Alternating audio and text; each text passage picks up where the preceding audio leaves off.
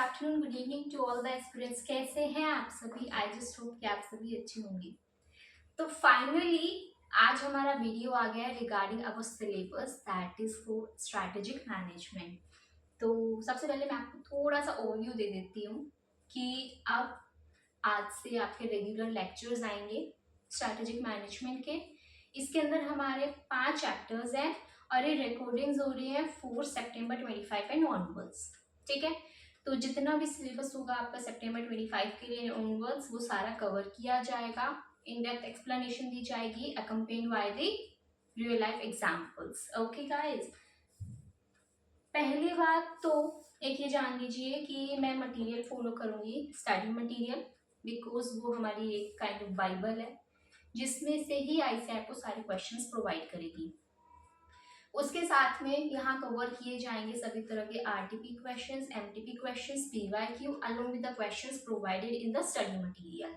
ठीक है, तो हम स्टार्ट करते हैं अपना चैप्टर। 5 चैप्टर्स हैं तो स्ट्रैटेजिक मैथ, और साथ में सबसे पहले और मोस्ट इम्पॉर्टेंट थिंग, ये जो लिखे हैं ना बोर्ड पे सारे नोट्स। ठीक है, तो ये आपको सारे के सारे नोट्स लिखने हैं अपनी नोटबुक के अंदर, ताकि आपको हेल्प करेंगे आपके लास्ट डेज में प्रिपरेशन करने के लिए। तो ये हमारा मटेरियल तो इतना बड़ा है, उसमें इतनी लाइनें लिखी हैं, तो उसके अंदर से छाट के मैंने कुछ लाइनें सेलेक्ट की हैं जो कि आपको हेल्प करेंगी। ठीक है, तो एक बार एक लुक ले लो कि किस तरह का है।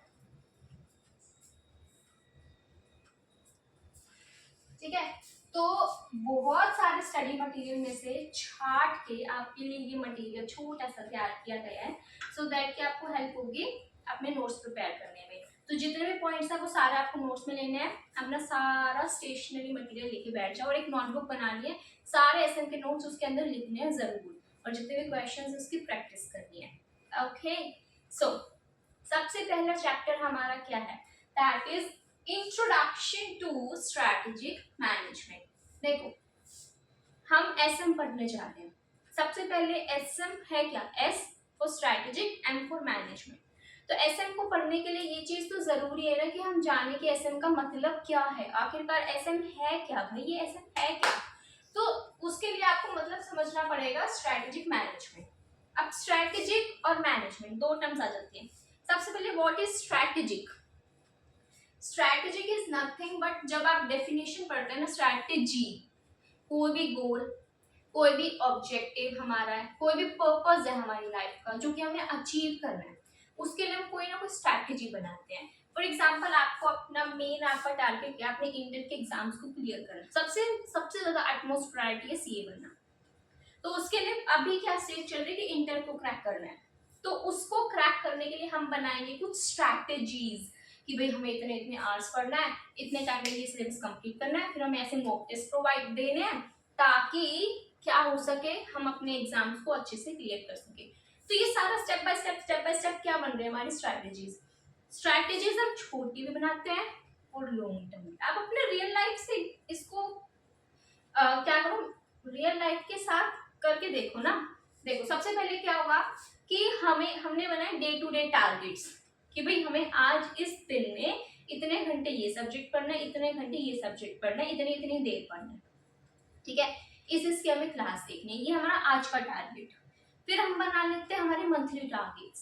फिर हमारा मेन टारगेट होता है कि भाई हमें पेपर क्लियर करना है। तो उस मेन टारगेट को अचीव करने के लिए जितने भी सीढ़ियां चढ़ी जाती है, जितने भी स्टेप्स किए जाते हैं, वो स्ट्रैटेजी है। समझे, मेरा टारगेट क्या है कि मुझे इंटर का पेपर क्लियर करना है। ठीक है, इंटर के पेपर को क्लियर करने के लिए जो भी मैं प्रक्रिया करूंगी, बीच में जितनी भी एक्टिविटीज की जाएंगी बीच में, चाहे वो क्लासेस देखना, चाहे वो नोट्स बनाना, चाहे वो रिविजन्स करना, चाहे वो मॉक टेस्ट प्रोवाइड करना, जो भी काम बीच में स्टेप टू स्टेप किए जाएंगे, वो सभी क्या है, स्ट्रैटेजी है हमारी, ताकि हम अपने गोल को अचीव कर सकें। समझे आप? तो स्ट्रैटेजी क्या है कि जितने भी एक्शंस किए जाते हैं, जितने भी, ये हमारे सारे एक्शंस ही तो हैं, तो जितने भी एक्शंस किए जाते हैं ताकि हम अचीव कर सके हमारे टारगेट को, हमारे गोल को हम अचीव कर सके, उसे अचीवेबल बना सके, उसके लिए स्ट्रैटेजीज बनाई जाती है। तो बेसिकली स्ट्रैटेजी करती क्या है, ये फुलफिल कर देती है gap between where we are and where we want to go, कि अभी हम कहाँ हैं और हमें कहाँ जाना है, उसके बीच का जो गैप है वो कौन कवर करती है? स्ट्रैटेजी। ठीक है, what we are now and what we want to do, what we want to achieve, उस चीज को कौन कवर करता है? स्ट्रैटेजी कवर करती है। तो बस ये स्ट्रैटेजी है। अब हम क्या करेंगे, देखो ये आपकी आईसीआई की बुक है, उसके थ्रू करते हैं, फिर उसके बाद मैं कुछ लाइंस लिख पाऊंगी अच्छी अच्छी। ठीक है, बेसिकली स्ट्रैटेजी हमारे विजन, हमारे मिशन, हमारे गोल्स, हमारे ऑब्जेक्टिव्स, हमारे टारगेट्स, ठीक है, उन सभी चीजों को अचीव करने के लिए जो भी काम किया जाता है वो स्ट्रैटेजी होती है। सबसे पहली बात, sorry for the interruption, slide fluctuate कर दिया बहुत ज्यादा, पता नहीं इन्वेटर को भी क्या हो गया है, पागल हो चुका है। आज देखो इतने टाइम के बाद मैं क्लास डाल रही हूँ और सारे पंगे आज ही होंगे को अचीव करना है, और बीच में छोटे छोटे हमारे टारगेट्स को अचीव करना है। तो इन बिटवीन स्ट्रैटेजी छोटे छोटे ऑब्स्टेकल्स तो आते रहते हैं, so we have to overcome those. ठीक है, स्ट्रैटेजी हो गया। बुक पे आ जाओ, बुक पे अपनी। ठीक है, ये हमारी बुक ही है, ये आईसीआई का बुक ही है, ये एग्जांपल्स मैंने लिखे हैं। ठीक है, सबसे पहले ऑर्गेनाइजेशन के क्या होते हैं? कुछ गोल्स। ठीक है, अब हमें उनको क्या करना है? अचीव करना है। उसके लिए हम क्या बनाते हैं? स्ट्रैटेजीज। ठीक है, क्या मैंने कहा ना, स्ट्रैटेजी को रिलेट करो अपने रियल लाइफ से। हमें जो कुछ भी अचीव करना है उसके लिए हम क्या बनाते हैं? स्ट्रैटेजीज। तो ऑर्गेनाइजेशन के गोल्स को अचीव करने के लिए स्ट्रैटेजी को बनाया जाता है। ठीक है, अभी मैं आपको एक एग्जांपल के थ्रू बताती हूँ स्ट्रैटेजी का। अभी हमारी सबसे पहले एग्जांपल कोक। ठीक है, कोका कोला हर कोई पीता है। ठीक है, ब्लैक ब्लैक, तो इसके ब्लैक ड्रिंक का नाम ले रही हूँ मैं, इधर कोई पार्शियलिटी नहीं कर रही, तो ये मत सोचना कि मैं रेसिज्म कर रही हूँ, मैं खुद है तो फिर। ठीक है, उसके बाद कोका कोला के सामने, कोका कोला ने चाहा कि भाई मुझे मार्केट में छाना है, अभी पेप्सी भी है, कोका कोला भी है, मुझे compete करना है। मान लीजिए मैं कोका कोला, ये पेप्सी, अब ये पेप्सी, ये पतली ज्यादा है ना, ये पेप्सी, मैं कोका कोला, अभी मुझे इसको compete करना है। तो मैं सोच रही हूँ क्या करूँ क्या करूँ क्या करूँ, ऐसा क्या करूँ कि मैं मार्केट में अपना नाम बना सकूं और पेप्सी की कंपैरिजन में लोग मेरी परचेज ज्यादा करें। ठीक है, तो उसके लिए हमें क्या करना पड़ेगा? कोका कोला ने कहा छोटी पैकेज लाओ ताकि हर कोई ले सके, ज्यादा से ज्यादा लोग ले सके, जिसको बड़ी बोतल चाहिए वो बड़ी ले, जिसको छोटी चाहिए छोटी ले। तो कोका कोला ने उठा के 5 रुपए की पैकिंग की भी ली आई। ठीक है, कोक ने कहा कि ला 5 रुपए की ला, बड़ी बोतल में थोड़ी सी क्वांटिटी इंक्रीज कर दो। अब हम देखते हैं ना कि 250 ml की जगह 300 ml आ गई। रिमेंबर ऐड देखी होगी सभी ने कि 250 ml की जगह अभी हमने इंट्रोड्यूस कर दी 300 ml। तो ये क्या है? स्ट्रैटेजी, स्ट्रैटेजीज है ताकि ऑर्गेनाइजेशन का टारगेट क्या है? सेल, मैक्सिमम सेल को अचीव करना इस फाइनेंशियल ईयर में। ये फाइनेंशियल ईयर हमारा कौन सा चल रहा है? 25-26। ऑर्गेनाइजेशन का टारगेट है कि 25-26 में मुझे मैक्सिमम सेल करनी है मार्केट के अंदर। उसके लिए इसने नए तिकड़म भिड़े, नए, तो उसने स्ट्रैटेजी बनाई, भाई मैं छोटी से छोटी पैकेजिंग की भी बोतल निकालूंगा और जो महंगी है उनके अंदर क्वांटिटी को इंक्रीज कर दूंगा। उससे क्या होंगे? मेरे टारगेट्स अचीव हो जाएंगे। ये हमारी कोका कोला की स्ट्रैटेजी थी। तो ऑर्गेनाइजेशंस के गोल को अचीव करने के लिए जो भी किया जाता है वो सभी स्ट्रैटेजीज होती है। उसके बाद देखो, स्ट्रैटेजी का एक प्लान है जो कि मैनेजमेंट बना रही है ताकि वो मार्केट में पोजीशन ले सके। कोका कोला को याद रखो, क्या चाह रहा था कि मैं मार्केट में छा जाऊं as compared to the Pepsi. उसके बाद वो कंडक्ट करता है अपने ऑपरेशंस को। ठीक है, अलग अलग तरह की एक्टिविटीज को परफॉर्म करता है। मार्केटिंग करना, ज्यादा से ज्यादा प्राइसेस को रिड्यूस कर देना, क्वांटिटीज को इंक्रीज कर देना, ये क्या है? एक्टिविटीज है। जैसे कि आपको एक बहुत बढ़िया सा एग्जांपल देती हूँ जो कि आजकल हम सभी को पता है, नैनो, ये रहा। ठीक है, नैनो। देखो अभी टाटा ने क्या कहा कि हमारे यहाँ पर कार्स हैं लेकिन कुछ ऐसी कार लाओ जो कि एक छोटा आदमी भी अफोर्ड कर सके। ठीक है, उसके पास बड़ी बड़ी कार्स हैं, बड़े बड़े लोग आते हैं और वो ले जाते हैं, ठीक है, लेकिन वो चाहता है कि मैं ऐसा प्रोडक्ट, ऐसा ब्रांड भी लाऊं ताकि जो छोटे मिडिल क्लास लोग हैं जो अफोर्ड नहीं कर पाते अच्छी कार्स को, वो भी हम उनको भी कवर कर ले। ये किस चीज को रिप्रेजेंट कर रहा है? Market share. तो कुछ भी नहीं है, टाटा ने कहा कि भाई मुझे चाहिए मार्केट शेयर, उसके लिए उसने इंट्रोड्यूस कर दिया नैनो, ठीक है। एड भी आता था ना उसका कुछ बढ़िया सा, रंग बिरंगी नैनो आती थी, छोटी सी ब्लू येलो रेड, ठीक है। तो नैनो को इंट्रोड्यूस कर दिया, किस लिए? मार्केट को अचीव करने के लिए, अपना मार्केट का शेयर बढ़ाने के लिए, मैक्सिमम टारगेट मार्केट को अचीव करने के लिए। उसका टारगेट क्या था? छोटे लोगों को भी मुझे अपने अंदर समाना है, मतलब हर तरह के इंसान मेरा ही प्रोडक्ट परचेज करें, ये उसका टारगेट था। अब उस टारगेट को मुझे करना है अचीव, वो मैं कैसे करूं? कैसे करूं अचीव उस टारगेट को कि मार्केट का हर एक छोटे से छोटा बंदा भी मेरा प्रोडक्ट ले? उसके लिए मैंने इंट्रोड्यूस कर दी नैनो। अभी नैनो आएगी ठुमक ठुमक और सारे लोगों से खरीदेंगे। तो नैनो क्या है? स्ट्रैटेजी, किसको अचीव करने के लिए? हमारे टारगेट्स को अचीव करने के लिए। तो ये कंडक्ट करते हैं ऑपरेशन, अट्रैक्ट करते हैं, सेटिस्फाई करते हैं कस्टमर्स को। सीधी सी बात है, मैच हो गया, ताकि हम कंपीट कर सके सक्सेसफुली और अचीव कर सके ऑर्गेनाइजेशन के गोल्स को, ऑर्गेनाइजेशन के गोल्स को अचीव करने के लिए, ठीक है। लेकिन मैं आपको एक बात बताऊं, हमने एग्जांपल लिया कोका कोला का, ये हमारी सक्सेसफुल स्ट्रैटेजी थी, ठीक है, आप याद रखना। और ये हमने नैनो को लाए, ये हमारी फ्लॉप स्ट्रैटेजी। ट्विस्ट आ गया कहानी में, ट्विस्ट। ये कैसा अजीबोगरीब आया है ट्विस्ट। देखो, स्ट्रैटेजीज हम बनाते हैं, हमने डेली स्ट्रैटेजी बनाई, मैंने आज स्ट्रैटेजी बनाई, मैं क्या करूंगी, मैं आज 12 घंटे पढ़ूंगी, लेकिन मैं इतना सोई इतना सोई इतना सोई, मैं 4 घंटे मुश्किल से पढ़ी, तो मेरी आज की स्ट्रैटेजी हो गई फ्लॉप, है ना।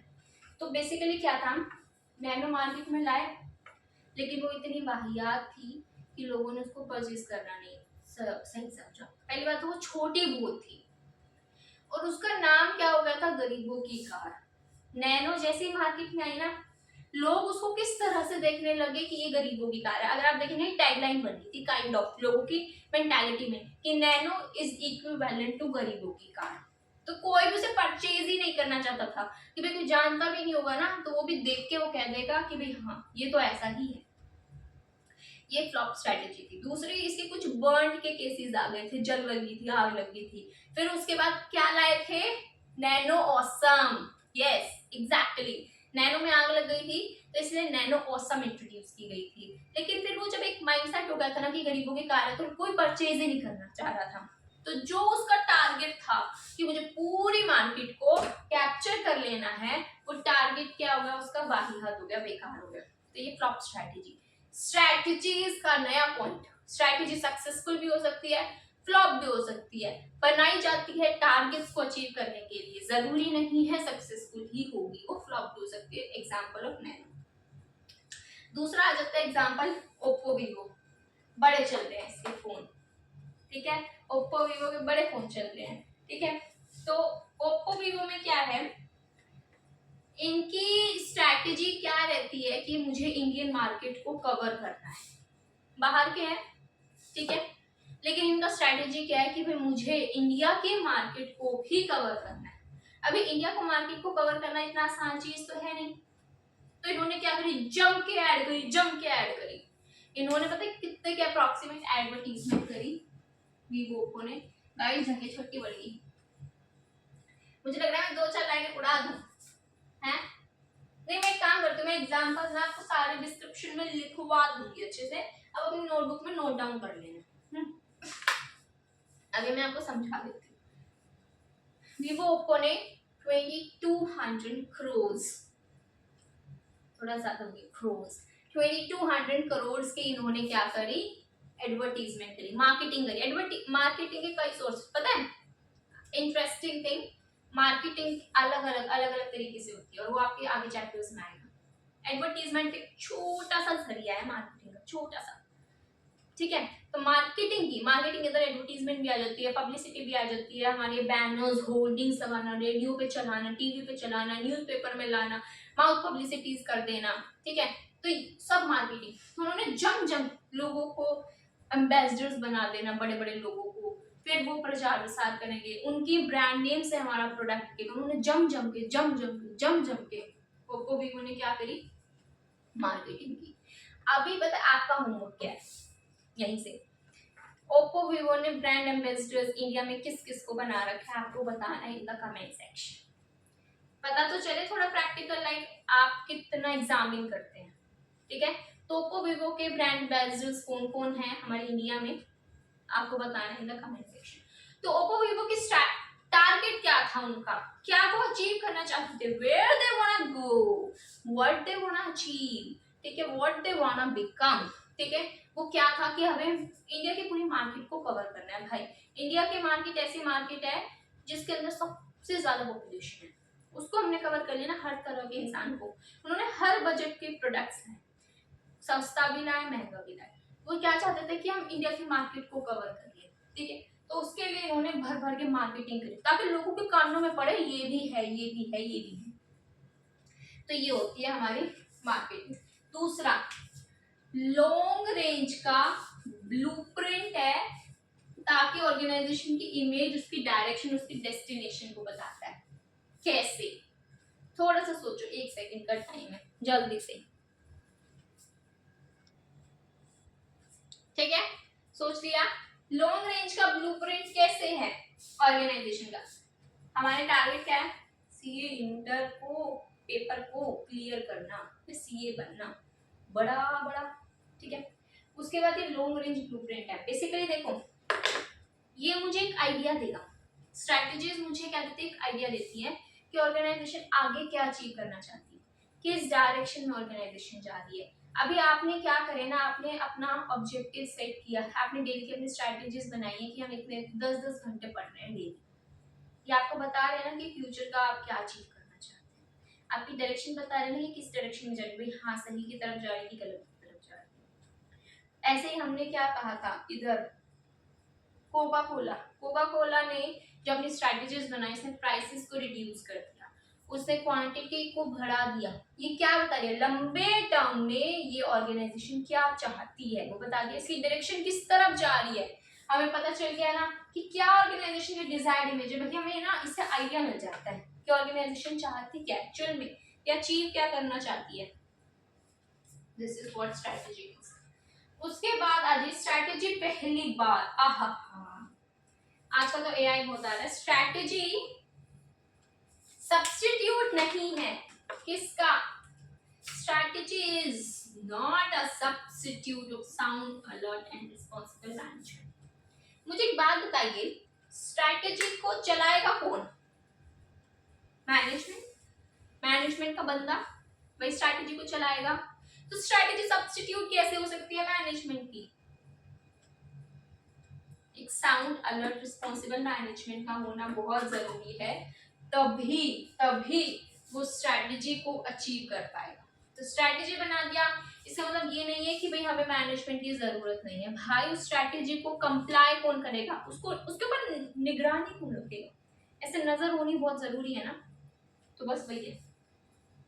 उसके बाद स्ट्रैटेजी, बहुत अच्छा पॉइंट है स्टार मार्क। पहली बात तो स्टार मार्क के ही सारे पॉइंट्स है, पता है आप अपनी बुक खोलोगे ना, मैं आपको दिखाऊंगी भी, उसके अंदर स्ट्रैटेजी कितनी बड़ी बड़ी है। हमने स्ट्रैटेजी को सिर्फ इतना बना दिया और ये मेन पॉइंटर्स हैं, ठीक है। ये सारे क्या मेन पॉइंटर्स, इस सारे अगर एग्जाम्स में लिख दिए ना, मैं गारंटी दे रही हूँ एग्जामिनर आपको फुल मार्क्स देगा, क्योंकि ये सारे की हाईलाइटेड पॉइंट्स हैं, ठीक है। तो स्ट्रैटेजीज फॉर्मुलेट की जाती है सभी लेवल्स के ऊपर, corporate level, divisional level, functional level.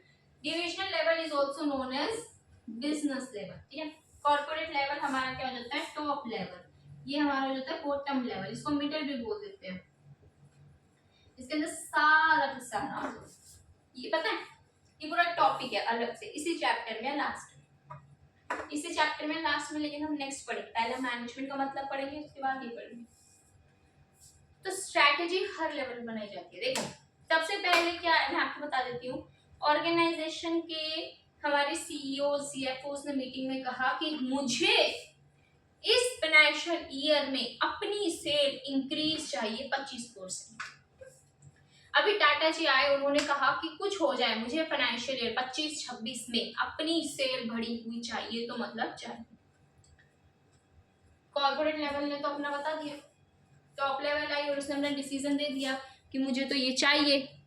अभी बेचारा नीचे वाला लोग क्या करें, बिजनेस लेवल ने बना दिया कि मुझे इस एरिया में ये इम्प्रूवमेंट्स करनी पड़ेंगी ताकि हमारी सेल बढ़ सके। फंक्शन लेवल ने क्या कहा, पर्टिकुलर ऑपरेशन पे काम करना।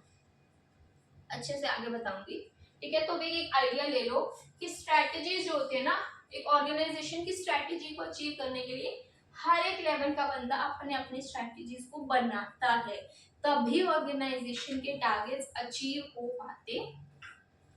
So this is what strategy is. Now मैं आपको अच्छे से एग्जांपल से बता देती हूँ। हमने 3 एग्जांपल कर रहे हैं कवर, इसके अंदर कोका कोला, ओप्पो, वीवो और नैनो, ठीक है। इसी तरह से हम पढ़ेंगे बायजूस का भी। बायजूस ने पता है क्या किया, मार्केटिंग की भर भर के। बायजूस भी वही चाहता था कि मैं मार्केट कैप को कवर कर सकूं, ज्यादा से ज्यादा बच्चों को लेके आ सकूं अपने जेईई मेंस नीट में। बायजूस यही चाहता था, तो उसने ज्यादा से ज्यादा मार्केटिंग की। उसने क्या कहते हैं, मैचेस में लगाए पैसे। शाहरुख खान को उसने अपना ब्रांड एम्बेसडर बना दिया। उसने इतने भर भर के मार्केटिंग में पैसा खर्च कर दिया ना, आप देखेंगे कि मार्केटिंग में उसका इतना पैसा लगा जिसके वजह से वो लॉस में आ गया।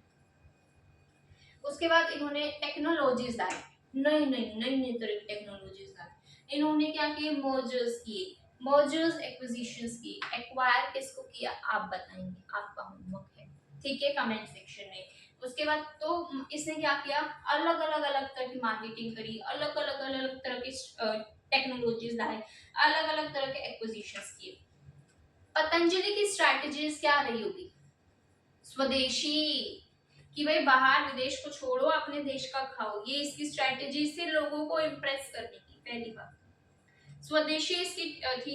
उसके बाद कहते हैं कि भाई हम कॉस्ट को कम करेंगे। अगर आप देखेंगे ना, अभी दंत कांति वेरी वेरी इंपॉर्टेंट, वेरी क्या बोल देते हैं, मोस्ट परचेज प्रोडक्ट है, ठीक है। तो इन्होंने क्या किया, कॉस्ट को रिड्यूस कर दिया। हर्बल बनाएंगे, स्वदेशी बनाएंगे, हर्बल आयुर्वेदिक हम बनाएंगे। तो ये पतंजलि की स्ट्रेटजीज थी अपने कोर्स को। देखो हर एक बंदा ना अलग अलग तरीके अडॉप्ट करता है। टारगेट उसका यही होता है, सेल को बढ़ाना, प्रॉफिट को मैक्सिमाइज करना, मार्केट में अपने आप की गुडविल, अपना ब्रांड नेम बढ़ाना, ज्यादा से ज्यादा मार्केट कैप को कवर करना, ठीक है। उसको अचीव करने के लिए हर कोई अपने अपने हिसाब से काम करता है। कोई कोका कोला की तरह करता है, कोई पतंजलि की तरह, कि भाई हम दिखा रहे कि हम स्वदेशी हैं, हर्बल बनाते हैं, हमारे कॉस्ट कम से कम है, ठीक है। उसके बाद अगर और देख ले, अगर हम ओप्पो वीवो ज्यादा से ज्यादा मार्केटिंग करना, बायजूस को देख लो, एक्विजिशंस करो भाई, एक्विजिशंस करो। लोग अपने कॉम्पिटिटर को ही ठा के अपने अंदर ले लो, कोई कॉम्पिटिटर ही ना बचे। ये हो जाता है, लेकिन हमारी मोनोपोलीज तो आने नहीं देंगे ना भाई, हमारे लोग हैं। बट इनका टारगेट क्या रहते हैं, ज्यादा से ज्यादा कि हम जितने ज्यादा हो सके एक्विजिशंस को करें। सन फार्मा भी यही करता है, एक्विजिशंस करता है, प्रोडक्ट की डेवलपमेंट करता है, ज्यादा से ज्यादा प्रोडक्ट के अंदर इनोवेशंस है ना, ताकि हम छा सके इस मार्केट में, आजाद पंछी की तरह उड़ सके, ठीक है। तो फटाफट से ये सारे पॉइंट्स नोट डाउन करो। उससे पहले एक चीज बात मेन, आपकी बुक में अगर आप देखेंगे ना, 2 राइटर्स के नाम हैं, एक है एनसॉफ, एक है विलियम। देखो एनसॉफ क्या कहता है, समझो ध्यान से। एनसॉफ कहता है कि स्ट्रैटेजी क्या है ना, एक कॉमन थ्रेड है जो ऑर्गेनाइजेशन की हर एक एक्टिविटी से पास होके जाता है। क्या है ये, क्या है, एक कॉमन थ्रेड है, एक धागा है जो कि ऑर्गेनाइजेशन की हर एक एक्टिविटी से पास होके जाता है, ठीक है।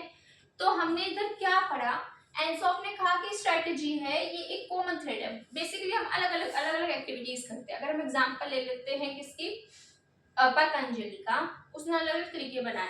उसने कहा हम हर पतंजलि अच्छी नहीं है, देखना इसमें हम ले लेते हैं कोका कोला का।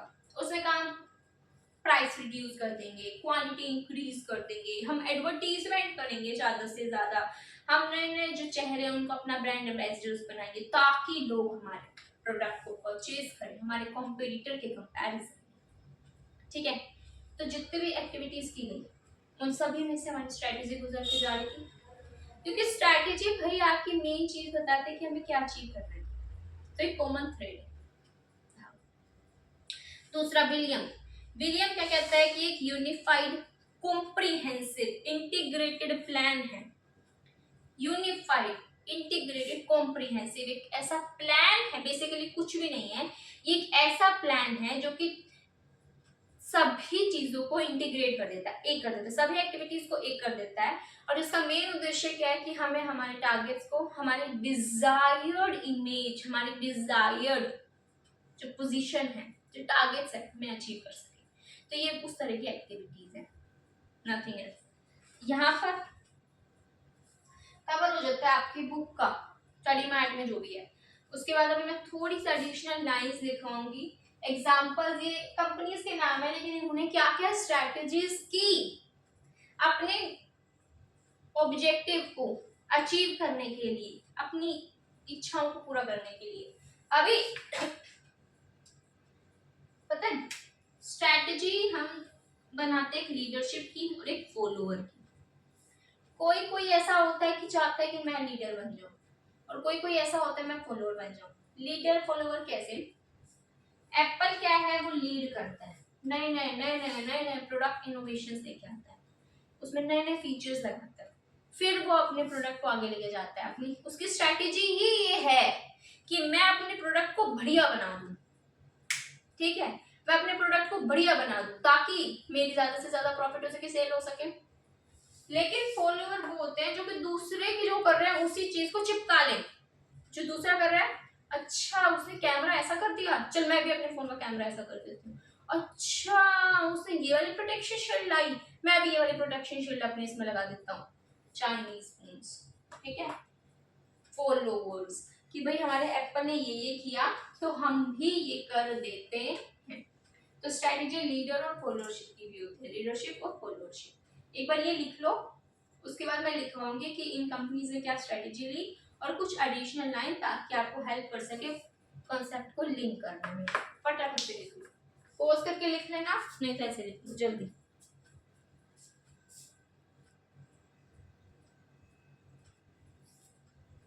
ओके जी, डन, बढ़िया से सब ठीक है। तो I am gonna remove it, और इसको रिमूव करने पर डायरेक्ट आपके पास आ जाएगा नया नया। हाँ, टाइम को सेव करना है ना, तो मैं इसको भी लिख देती हूँ आपके सारे एग्जाम्पल्स।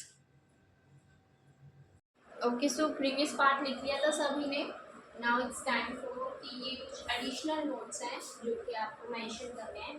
बेसिकली ये जो मटेरियल है ना, ये सारा आपकी बुक में नहीं है, स्टडी मैट में नहीं है, लेकिन ये कुछ एडिशनल लाइन्स और एग्जाम्पल्स मैंने लिखवाए हैं जो कि मैंने आपको एक्सप्लेन करे थे अभी। ठीक है, तो ये आपने लिख लो, ये भी नोटबुक के अंदर कुछ भी नहीं है, वही चीज़ है, मैं आपको एक आइडिया दे देती हूँ बीसी के थ्रू। क्या है, स्ट्रैटेजीज बनाई जाती हैं ताकि हम अचीव कर सके विजन या ऑब्जेक्टिव। ये ऑब्जेक्टिव है, आई नो कि कैमरे में नहीं दिख रहा होगा, ये ऑब्जेक्टिव है, OBJC भी है। ठीक है, तो स्ट्रैटेजीज किस लिए बनाई जाती है, हमारे विजन की जो चीज़ हमने सोची थी, जो टारगेट, जो ऑब्जेक्टिव हमने सेट किए थे, उस चीज़ को अचीव करने के लिए स्ट्रैटेजीज बनाई जाती है।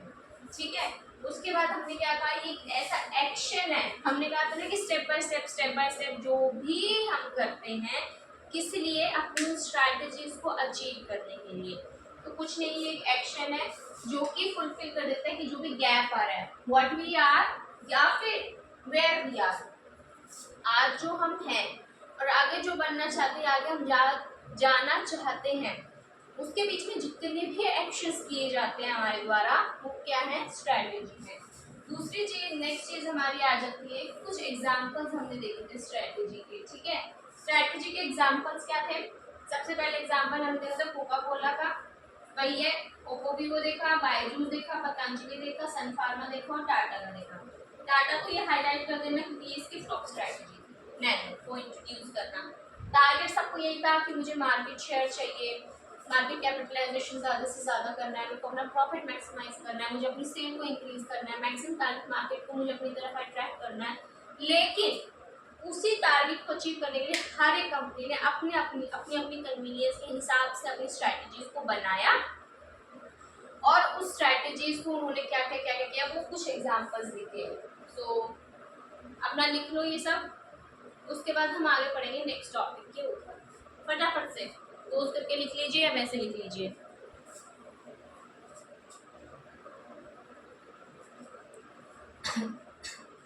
ओके, नेक्स्ट टॉपिक क्या है, मैं आपको एक ओवरव्यू दे देती हूँ पहले, फिर उसके मैं नोट्स दिखा दूंगी आपको, ठीक है।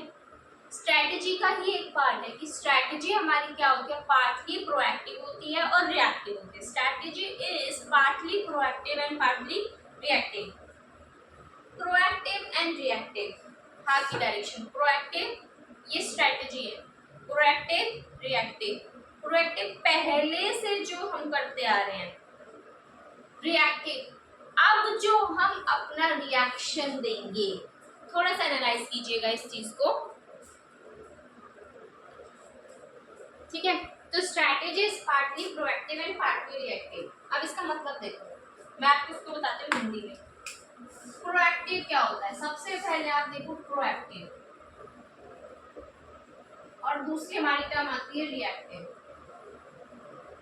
ठीक है।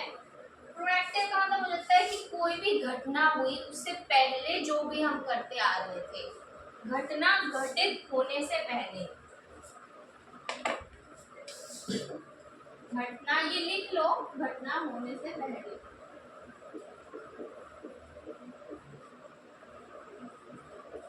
और ये घटना होने के बाद, अपनी लैंग्वेज में लिख लेना।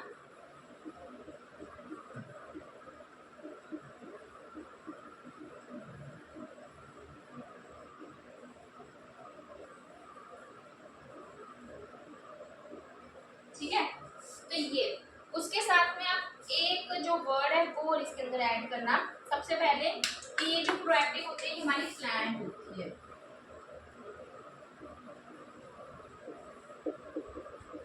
इसके अंदर एक चीज का जो क्या है कि जो हमारे बुक्स के थ्रू लाइंस डिसाइड करके जो नोट्स बनवाने हैं ना, वो मैं आपको बनवाऊंगी नेक्स्ट क्लास में। इस वाली क्लास में भी क्या लेना, हमें आइडिया लेना कि प्रोएक्टिव एंड रिएक्टिव एक्चुअल में होता क्या है। ये होता है अडेप्टिव।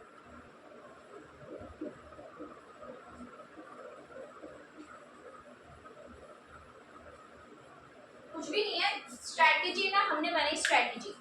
अब उसके आ जाते हैं दो पार्ट्स, एक होता है प्रोएक्टिव, एक होता है रिएक्टिव। प्रोएक्टिव क्या है कि हमने जो भी स्ट्रैटेजी बनाई उसी को करते रहना, वो होता है प्रोएक्टिव। लेकिन कुछ हो गया मार्केट में, कोई सर्कमस्टांसेस चेंज हो गए, इन्वायरमेंटल कंडीशंस चेंज हो गई, फेस्टिवल में कुछ चेंजेस आ गए, उसके वजह से हमें हमारी स्ट्रैटेजी में कुछ मॉडिफिकेशंस करनी पड़ी, उसको रिएक्शन देना पड़ा। उस चीज को हम क्या बोल देते हैं कि स्ट्रैटेजी हमारी रिएक्टिव हो गई। बेस्ट एग्जांपल, इसका बेस्ट एग्जांपल है नैनो। देखो टाटा ने, हमारा जो टाटा है उसने इंट्रोड्यूस किया नैनो, ठीक है, और उसके बाद उसने मार्केट के अंदर चेंजेस आ गए तो उसने इंट्रोड्यूस कर दिया नैनो ऑसम। स्ट्रैटेजी चेंज कैसे, ये हमारा हो गया प्रोएक्टिव, ये उसको रिएक्शन दिया रिएक्टिव। क्या था, मार्केट के अंदर हमने देखा कि हमें ये सब चाहिए, इसके लिए हमने हमारी बनाई स्ट्रैटेजी, वो थी प्रोएक्टिव स्ट्रैटेजी। ठीक, अभी कुछ नहीं हुआ, सब नॉर्मल है, सब कुछ सही है, सेटल है। अब जो हमने स्ट्रैटेजी बनाई वो प्रोएक्टिव है, लेकिन हमने देखा भाई नैनो को तो टैगलाइन ही अलग मिल गई है, लोग इसको परचेज ही नहीं करना चाह रहे हैं, इसके अंदर तो आग भी लग जा रही है। फिर इन्होंने किए कुछ चेंजेस, कुछ मॉडिफिकेशंस, उसके बाद इन्होंने इसको रिएक्शन दिया और वो लेके नैनो ऑसम, ये देना रिएक्शन। घटना होने के बाद जो भी एक्शंस दिए जाते हैं बाय द ऑर्गेनाइजेशन, उसको बोल दिया जाता है रिएक्टिव। हम बहुत ज्यादा प्लानिंग्स करते हैं, स्टार्टिंग में हम क्या करते हैं, बहुत ज्यादा प्लानिंग्स करते हैं कि हमारी स्ट्रैटेजी ऐसी होगी, ऐसी होगी, ऐसी होगी। तो इनिशियल फेज में आप इसको बताइए, ये भी और एक ये लाइन हुआ है कि जब इनिशियल फेज में जो भी स्ट्रैटेजी बनाई जाती है ना, maximum of the funds flow उसी में होते हैं, क्योंकि फर्स्ट टाइम उस चीज़ को, उन स्टेप्स को इम्प्लीमेंट कर रहे हैं, तो जितने भी ज़्यादा से ज़्यादा हमारे फंड्स होंगे ना, वो हमारे कौन सी स्ट्रैटेजी में लगते हैं, प्रोएक्टिव में। और बहुत सोच समझ कर, सोच विचार करके फिर ये स्ट्रैटेजी बनाई जाती है, तो वो होती है प्लान्ड स्ट्रैटेजी। लेकिन अब सोचो कि मार्केट की कंडीशंस चेंज होगी, इन्वायरमेंटल कंडीशंस चेंज होगी, गवर्नमेंट ने कुछ लॉज एंड रेगुलेशंस चेंज कर दिए। अभी जैसे ईवी इंट्रोड्यूस की टाटा ने, क्या देखा कि भाई लोग ज़्यादा से ज़्यादा ना अभी हमारे कॉम्पिटिटर्स ईवी को लॉन्च कर रहे हैं, उसे देखा, उसने निगरानी करी कि भाई हाँ ये ईवी ला रहे हैं तो मुझे भी लानी चाहिए, उसने उनका रिएक्शन दिया। जो पहले लाता है वो प्लान्ड है, लेकिन मैंने उसको देखकर अपना रिएक्शन, मैंने अपनी स्ट्रैटेजी में चेंज किया, इज ऑल्सो रिएक्टिव। मैंने चेंजिंग इन्वायरमेंट को अडेप्ट करने के लिए कुछ चेंजेस किए, कुछ नया लाई, वो भी रिएक्टिव है। कि टाटा का ईवी को लॉन्च करना, टाटा का नैनो को नैनो ऑसम बना देना, क्या है, रिएक्टिव है। और इसको अडेप्टिव स्ट्रैटेजी बोला जाता है, क्योंकि हमारी प्रीवियस में कुछ चेंजेस थे, इसीलिए हमने हमारे में चेंजेस किए, सॉरी करेक्शन, हमारे प्रीवियस वैल्यू में कुछ कमियां थी, इसलिए हमने करेक्शन किया, उस नई नई चीज़ों को अडेप्ट किया, तो ये हमारी बन गई अडेप्टिव स्ट्रैटेजी। बस ये है छोटा सा। इस स्ट्रैटेजी हमारी दो तरह की हो जाती है, एक होती है पार्शली प्रोएक्टिव, पार्शली रिएक्टिव, दोनों तरह की बनती है। प्रोएक्टिव क्या होता है, प्लान, सोच समझ कर, कोई भी घटना होने से पहले जो हम स्ट्रैटेजी पूरा दिमाग लगा के, पूरे सारे प्रॉपर फंड्स लगा के जो स्ट्रैटेजी हम बनाते हैं, दैट इज प्रोएक्टिव। और उसके बाद में रिएक्टिव स्ट्रैटेजी की कुछ हमें चेंजेस करने पड़े, हमारी प्रीवियस स्ट्रैटेजी को हमें रिएक्ट करना पड़ा, देखना पड़ा कि भाई हाँ ये सब हम कर सकते हैं, या फिर कोई चेंजेस आ गए, उस चीज के ऊपर अपना रिएक्शन दिखाना, गाइस कुछ भी चेंजेस आना उसको अडेप्ट करना इज द रिएक्टिव स्ट्रेटजी। नाम से पता चल रहा है, ठीक है। तो ये हो जाता है अडेप्टिव। ये नोटबुक में लिख लो, तो स्टिकी नोट्स वगैरह कुछ बना के, बाकी स्टडी मैट के अंदर जो जो लाइंस हाईलाइट करनी है वो मैं आपको दिखाऊंगी कल, इसके थ्रू हमारा क्या हो जाएगा, revise. So that's all from today from my side. और कुछ पॉइंट है, मैं देख लेती हूँ आपके मैट, स्टडी मैट में, लेट मी चेक, ठीक है, nothing. So that's all from my side, आज के लिए इतना ही। स्ट्रैटेजी का टॉपिक हमने कर दिया है कंप्लीट, बस साइंस के नोट्स लिखवाने हैं, याद रखो, ठीक है।